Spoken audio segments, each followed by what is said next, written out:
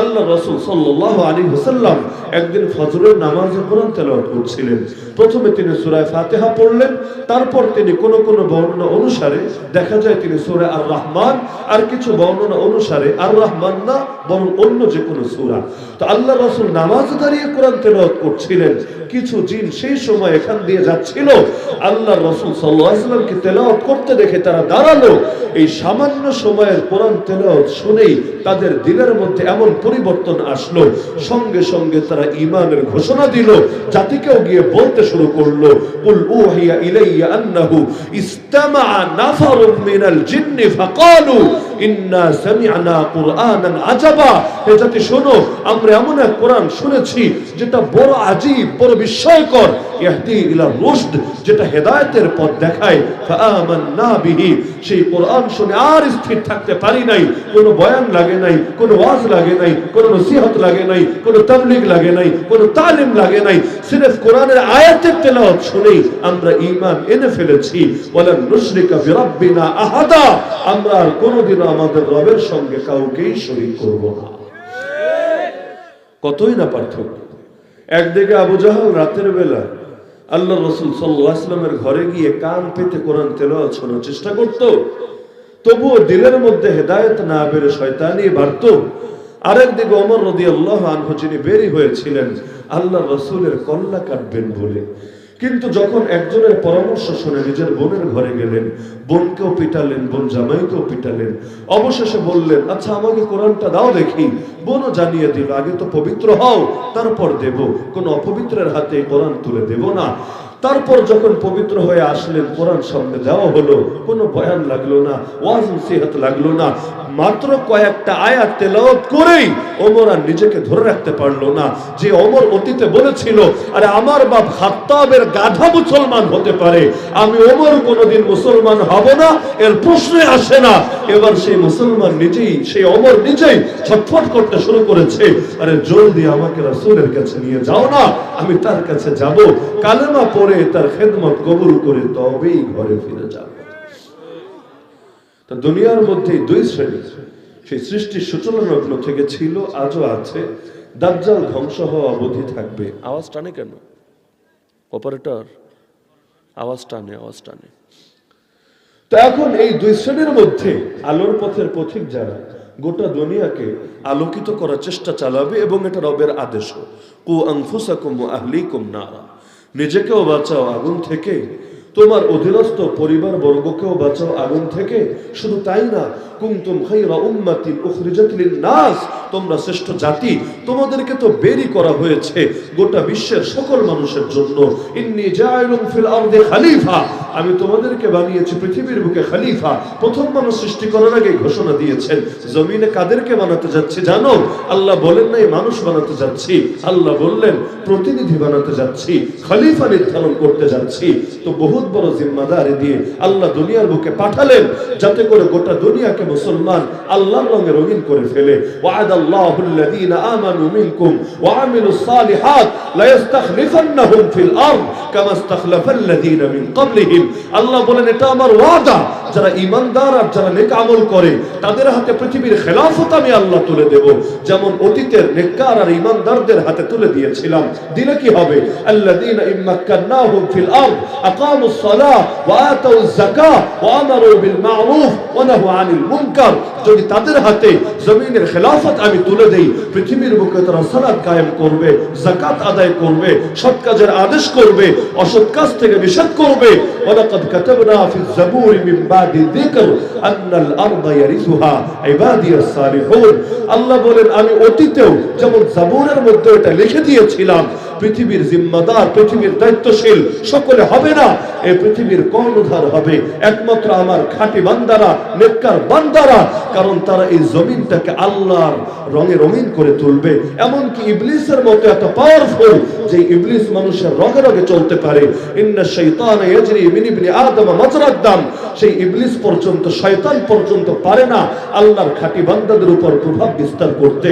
ইবলিস বিতাড়িত হওয়ার আগে আল্লাহকে বলে এসেছিল, ফাবি বিইজ্জাতিক, আল্লাহ তোমার ইজ্জতের কসম খেয়ে বললাম, লাউয়ান্নাহুম আজমাইন, তোমার সব বান্দাকে আমি বিপদগামী বানাবো, তবে ইল্লা ইবাদাকা মিনহুমুল মুখলাসিন, তোমার খাঁটি বান্দা যারা, ইখলাস ওয়ালা বান্দা যারা, তাদেরকে আমি কিছুই করতে পারবো না।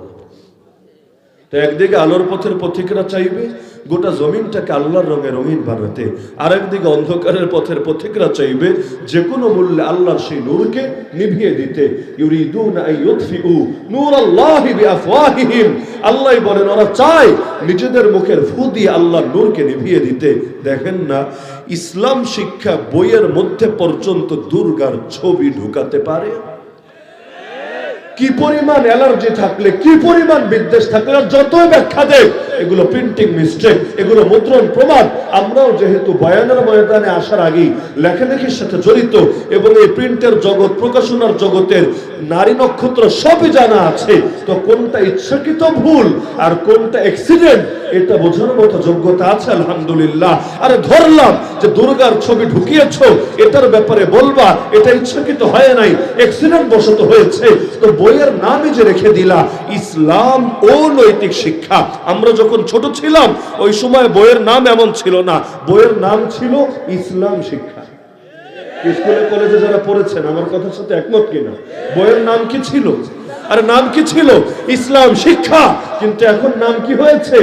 ইসলাম ও নৈতিক শিক্ষা। মানেটা কি?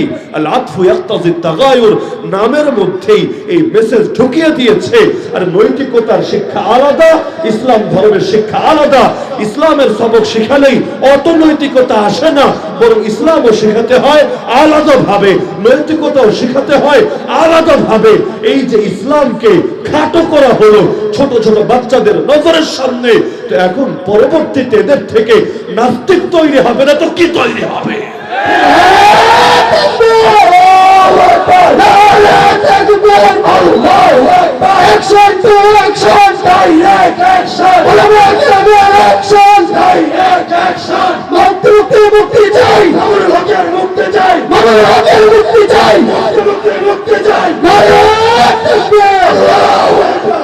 এমনকি শুধু এই বইয়ের অন্যান্য বইগুলো আমি নিজে দেখেছি, ইসলাম ও নৈতিক শিক্ষা এক বইয়ের নাম, হিন্দু ধর্ম ও নৈতিক শিক্ষা আর এক বইয়ের নাম, খ্রিস্ট ধর্ম ও নৈতিক শিক্ষা আর এক বইয়ের নাম, বৌদ্ধ ধর্ম ও নৈতিক শিক্ষা আর এক বইয়ের নাম। মানে কি?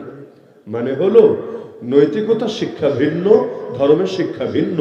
তুমি যেই ধর্মের অনুসারী হও না কেন, যদি তুমি নৈতিক শিক্ষায় শিক্ষিত হও তবেই তুমি খাঁটি শিক্ষিত। এজন্য মুসলমান হওয়া জরুরি না, যে কোনো ধর্ম মেনেই তুমি নৈতিক এবং নীতি সম্বলিত হতে পারো। একটাবার চিন্তা করো, কেউ যদি রাষ্ট্রের মধ্যে থেকে রাষ্ট্রের আইন কানুন না মানে, রাষ্ট্রকে তাকে ভালো চোখে দেখবে না খারাপ চোখে দেখবে? এমনকি এই জাতীয় রাষ্ট্রদ্রোহী যারা বা রাজাকার যারা, এদের পক্ষে যদি কেউ কথা বলে, পক্ষে, ওদেরকে লোকে কি সবুজ কার্ড দেখাবে নাকি লাল কার্ড দেখাবে? তো এই জমিনের সৃষ্টিকর্তা কে? সৃষ্টিকর্তা তো একজনই, নাকি আর কেউ আছে? হাল মিন খালিকিন গায়রুল্লাহ, কোরআনে প্রশ্ন ছুড়ে দিয়েছে, আরে আল্লাহ ছাড়া আর কোনো খালেক আছে নাকি? জবাব তো এটাই, আরে একমাত্র আল্লাহই সৃষ্টিকর্তা, একমাত্র আল্লাহই জীবনদাতা, একমাত্র আল্লাহই পরিচালক। আল্লাহু লা ইলাহা ইল্লাহু আল হাইয়ুল কাইয়ুম, আরে আমার আল্লাহ ছাড়া দ্বিতীয় কোনো মাবুদ নাই, দ্বিতীয় কোনো ইলাহ নাই, তিনি চিরঞ্জীব, তিনি সবকিছু নিয়ন্ত্রণ করেন, দ্বিতীয় কোনো নিয়ন্ত্রণ কর্তা কেউ নাই। হ্যাঁ, এখন দুনিয়ার বুকে কেউ দাবি করতে পারে, কারো ব্যাপারে দাবি করতে পারে, যেমন নবী ইব্রাহিম তাগুত নমরুদের সামনে যখন বলেছিলেন রব্বি আল্লাযী ইহয়ী ওয়া ইউমীত, আমার রব তিনি যিনি জীবন দেন, যিনি মরণ দেন, তখন নমরুদ দাবি করেছিল, আরে এটাই যদি রবের গুণ হয়, আমি তো রব, নাউযুবিল্লাহ, কারণ আনা উহয়ী ওয়া উমীত, আমি জীবন দেই, আমি মরণ দেই।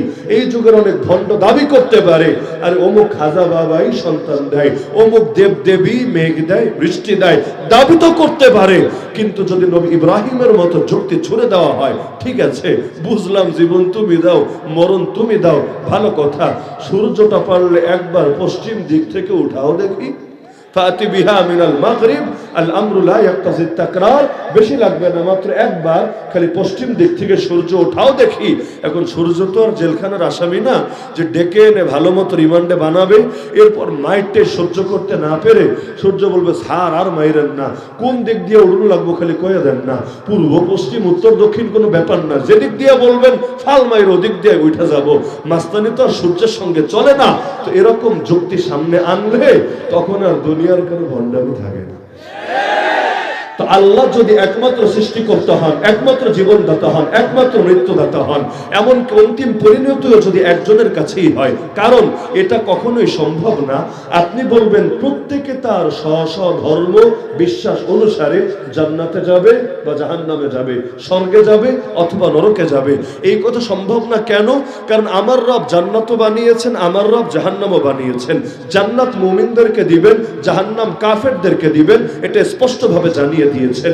তো এখন আপনার আকীদা অনুসারে আল্লাহ মুমিনকে দিলেন জান্নাত, কাফেরকে দিলেন জাহান্নাম। এখন আরেক ধর্মের বিবেচনায় আপনারা মুমিনরাই আরেক ধর্মের বিবেচনায় কাফের, আর আপনাদের কাফেররাই আরেক ধর্মের বিবেচনায় মুমিন। তো আল্লাহ যারা দিতে চায় জান্নাতে, এখন আরেক ভগবান, আরেক ঈশ্বর, আরেক গড, আরেক প্রভু, তারা এসে নিতে চাইবে জাহান্নামে। আবার আল্লাহ যারা দিতে চায় জাহান্নামে, আরেকজনে ছুইটা এসে বলবে আরে করে কে তো আমার লোক, ওরে তো দিতে হবে জান্নাতে। ব্যাস, এখন তো খেলা চলে যাবে অন্যদিকে। লাউ কানা ফীহিমা আলিহাতুন ইল্লাল্লাহ লাফাসাদাতা, আসমানে আর জমিনে এক আল্লাহ ছাড়া দ্বিতীয় কোনো ইলাহ বা মাহবুদ যদি থাকতো, না আসমান থাকতো, না জমিন থাকতো, না জান্নাত থাকতো, না জাহান্নাম থাকতো। কারণ দুনিয়ায় মানুষে মানুষে মারামারি হলে খবর হয়ে যায়। এই যে নির্বাচনের সময় মাহফিলে আসতেও ঝামেলা হয়ে যায়, কারণ কখন যে কোন জায়গায় মারপিট শুরু হয়ে যায়। ইতিমধ্যে আমার কয়েক জায়গায় পড়া শেষ, এক জায়গায় তো সেই রকম মারপিট। এখন এই দল মারে ওই দল, ওই দল মারে এই দল, মাঝখানে মোটরসাইকেল টোটরসাইকেল সব নিজেরা নিজেদেরটা ফেলেই লাঠি সোটা নিয়ে, রড নিয়ে, ঢিল নিয়ে নেমে পড়েছে। মাঝখানে তো চিপায় পড়ে গেছি আমরা। আরে এখন এই দলের মাইরও খাওয়া লাগবে, ওই দলের মাইরও খাওয়া লাগবে। তো চোখ বন্ধ করে রিস্ক নিয়ে তখন বেরিয়ে যেতে হয় এমন সিচুয়েশন থেকে। তো দুনিয়ায় মারপিট লাগলেই খবর হয়ে যায়। এখন যদি রবে রবে মারপিট লাগে, কোনো কিছু কি আর আস্ত থাকবে? আরে থাকবে নাকি? তো এটা তো কোনোদিনও সম্ভব না। যে কোনো ধর্ম মেনে নিলেই নৈতিকতা বজায় থাকবে। তাহলে আগামীতে কাদিয়ানীরা বলবে আমাদেরও নৈতিকতা আছে, নাস্তিকরা বলবে আমাদেরও নৈতিকতা আছে। তো নৈতিকতা আবার কোন হালুয়া, যেটা আলাদা একটা চিজ, যেটার জন্য ধর্ম টর্ম লাগে না। ধর্ম হলো এক জায়গায় আর নৈতিকতা হলো আরেক জায়গায়। এই চিন্তাটাকেই তো কুফরি চিন্তা বলে। ইসলাম জুড়ে থাকে জীবনের পরতে পরতে, প্রতিটা সেক্টরে সেক্টরে, প্রতিটা শাখায় শাখায়। যা ইসলাম না সেটাই অনৈতিকতা, যা ইসলাম না সেটাই অসুন্দর, যা ইসলাম না সেটাই কুফর শিরিক, যা ইসলাম না সেটাই জাহেলিয়াত, যা ইসলাম না সেটাই অন্ধকার, যা ইসলাম না সেটাই জাহান্নামী কাজ। একমাত্র ইসলামী শান্তির পথ, একমাত্র ইসলামী মুক্তির পথ। শুধু নিজেরা মুসলমান বলে দাবি করছি গায়ের জোরে, বিষয়টা এমন না। আরে পারলে পৃথিবীতে কোনো কাফের কিয়ামত পর্যন্ত টাইম কোনদিন পারলে প্রমাণ করে দেখাক যে আল্লাহর খেয়ে আল্লাহর পরে তার অস্তিত্বকে অস্বীকার করা, তার একত্বকে প্রত্যাখ্যান করা, এটা অনৈতিকতা না, এটা নেমখারামি না, এটা নাফরমানি না। আল্লাহর কসম কোনদিনও এটা প্রমাণ করতে পারবে না।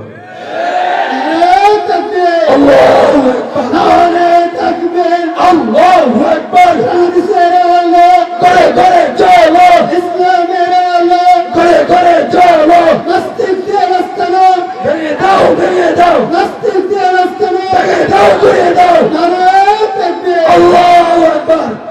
বাতিলদের স্বভাব হলো দলিলে না পারলে, মুখে না পারলে তখন হাত নিয়ে তুলে আসে। নবী ইব্রাহিমের সঙ্গে নমরুদ কি বিতর্কে পেরেছিল? পারে নাই, হেরেছে। বিতর্কের মূলনীতি কি জানেন? আমি যদি হারি তোমার গোলাম হব, তুমি হারলে আমার গোলাম হব। অর্থাৎ আমি তোমারটা মানবো, আমি হারলে তুমি আমারটা মানবা, তুমি হারলে। এটাই তো বিতর্কের মূল কথা। না হলে বিতর্ক একটা ভাওতাবাজি আর একটা ভণ্ডামি ছাড়া কিছু না। তো এখন বিতর্কের মূল কথা যদি এটাই হয়, যে কারণে দেখবেন কাদিয়ানীরা বিতর্ক করে না, পারলে ধরে আনেন একটাকে, দেখেন পারেন কিনা। হিজবুত তাওহীদ একটাকে ধরে আনেন, দেখেন পারেন কিনা। এমনকি বেদাতিরা আগে এক সময় বসতো যখন মিডিয়া ছিল না, এখন ওরাও বসতে চায় না। মিডিয়ার যুগ আসার আগে সুবিধা ছিল, রুমের মধ্যে হারবে, গোহারা হারবে, বাইরে এসে বলবে আরে আমরাই তো ছক্কা মেরে দিয়েছি, ওহাবিদেরকে খেলে দিয়েছি, খারেজিদেরকে হারিয়ে দিয়েছি। এখন যেহেতু মিডিয়ার ডকুমেন্ট নাই, কেউ প্রমাণও দেখাতে পারে না, এখন এই দলের কথা শুনলে মনে হয় ওরা জিতছে, ওই দলের কথা শুনলে মনে হয় ওরা জিতছে। পুরো রাজনীতিবিদদের মতো ব্যাপার স্যাপার, যার কথা শুনবেন তারই মনে হবে জয়ী পার্টি। তো এখন মিডিয়া যুগ আসার কারণে বেদাতিরাও বসতে রাজি হয় না, কারণ জানে বিতর্কে যদি ওরা হারে তাহলে তখন অন্যদেরটা কবুল করা ছাড়া দ্বিতীয় কোনো পথ খোলা থাকবে না। এমনকি কবুল যদি নাও করে, মানুষের সামনে মাথা উঁচু করে কথা বলতে পারবে না। কিন্তু নমরুদ হারার পর কি কবুল করেছিল, নাকি উল্টো নবীকে ধরে আগুনে ছুঁড়ে ফেলেছিল? এমনকি প্রতিটা নবীর ইতিহাস পড়ে নেই, বাস্তবতাই পাবেন। যখন কথায় পারে নাই তখন উল্টো তারা শাস্তির পথ বেছে নিয়েছে। এই যুগেই দেখেন না, ইসলামের বিরুদ্ধে এত দোষ, এত প্রোপাগান্ডা, এত সমালোচনা, কিন্তু দুনিয়াতে মুসলমান যখন দলিল দিয়ে তাদেরকে হারায় ফেলে তখন ইসলামকে কবুল করে এমন না। কারণ বাস্তবতা এটাই, ইসলামের চাইতে সুন্দর কোনো কিছু হতে পারে না। ইসলাম কি হুজুররা বানিয়েছেন, আল্লাহ দিয়েছেন? ইসলাম দিয়েছেন কে? আর বাকি যত দিন, ধর্ম, মতবাদ, মতাদর্শ সেগুলো বানিয়েছে কে? মানুষ। কোথায় মানুষ আর কোথায় আল্লাহ? আল্লাহর বান্দার মধ্যে যেমন তুলনা চলে না, আল্লাহর দেওয়া দিন আর বান্দার বানানো মতবাদের মধ্যেও তুলনা চলতে পারে না। তো রাজনৈতিক বলেন, অর্থনৈতিক বলেন, বিচার আচারের ক্ষেত্রে বলেন, সভ্যতা সংস্কৃতির ক্ষেত্রে বলেন, যেই সেক্টরের কথাই বলবেন, আল্লাহর দেওয়া দিন বেশি সুন্দর হবে নাকি মানুষের বানানো মতবাদ বেশি সুন্দর হবে? কারণ কোথায় আল্লাহর ইলম, কোথায় বান্দার ইলম, কোথায় আল্লাহর দূরদর্শিতা, কোথায় বান্দার অল্প দৃষ্টি? বান্দার সামনে ভবিষ্যৎ অস্পষ্ট, আর আল্লাহর সামনে অতীত, বর্তমান, ভবিষ্যৎ সব একই রকম ক্লিয়ার। বাংলাদেশে 52 বছরে সংবিধান চেঞ্জ হলো 16-17 বার, অথচ 1500 বছরে কোরআন চেঞ্জ হয়েছে 2 বার 4 বার তো হয়েছে নাকি? নাকি একবারও হয় নাই? এই যে হয় নাই তাই বলে পুরনো হয়েছে, সেকেলে হয়েছে, এমন একটা সমস্যা দেখানো যাবে যার সমাধান দিতে কোরআন অক্ষম হয়ে যাবে? মা ফাররাতনা ফিল কিতাবি মিন শাই তিবয়ানাল লিকুল্লি শাই। বরং বাস্তবতা যুগ যত বেশি সামনে আগাচ্ছে, ইসলামের মুজিজা, কোরআনের মুজিজা জাতির সামনে তত বেশি স্পষ্ট হয়ে যাচ্ছে। এজন্য অনেক নাস্তিক এমনও আছে, কোরআন নিয়ে গবেষণা করতে গিয়ে উল্টো কোরআনের খাদেম হয়ে গেছে, মুমিন মুসলমান হয়ে গেছে। দেখে অবাক, আরে 1500 বছর আগে এই সমাধানগুলো কোরআন দিল কিভাবে? আরো যত দিন আসবে কোরআনের মুজিজা তত বেশি স্পষ্ট হবে। নবীকে দেখি নাই এটা ঠিক, কিন্তু নবীর মুজিজা আল্লাহ আমাদেরকে দেখার তৌফিক দিয়েছেন, কিয়ামত পর্যন্ত সবাইকে দেখার তৌফিক দিবেন। নবীর জ্যান্ত মুজিজার নামই হলো আল কোরআন, যেই কোরআন কোনোদিন হারাবে না, কোনোদিন নিশ্চিহ্ন হবে না। যারা নিশ্চিহ্ন করতে আসবে ওদেরকেই আল্লাহ বংশ শুদ্ধ নিশ্চিহ্ন করে দিবে। ইন্না শানিআকা হুয়াল আবতার। তো এখন শক্তিতে না পারলে যে তেরে আসে, এর নমুনা দুনিয়ার সামনে হাজারে হাজারে আছে। এই যে গত 2 মাসের যুদ্ধে, 3 দিন আগের রিপোর্ট আমি বলছি, আজকের তারিখ থেকে 3 দিন পেছনে গিয়ে রিপোর্ট প্রকাশিত হয়েছে। গত 2 মাসের যুদ্ধে, ফিলিস্তিন আর ইসরায়েলের এই যুদ্ধে, যদিও ফিলিস্তিন ভার্সেস ইসরায়েল না, হামাস ভার্সেস ইসরায়েল, পুরো ফিলিস্তিনের সঙ্গেও যুদ্ধ না, জাস্ট একটা গোষ্ঠীর সাথে যুদ্ধ। এই যুদ্ধে মুসলমানদের 29,000 ইতিমধ্যে শহীদ হয়ে গেছে। যাদের কারো লাশ পাওয়া গিয়েছে, কারো লাশ এখনো পাওয়া যায় নাই।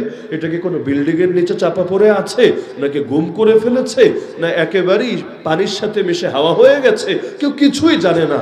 কিন্তু ইতিমধ্যে যে তালিকা তাদের সামনে এসেছে, এটার সংখ্যা 29,000-এর কম না, যার মধ্যে 9,000 প্লাস শুধুই শিশু।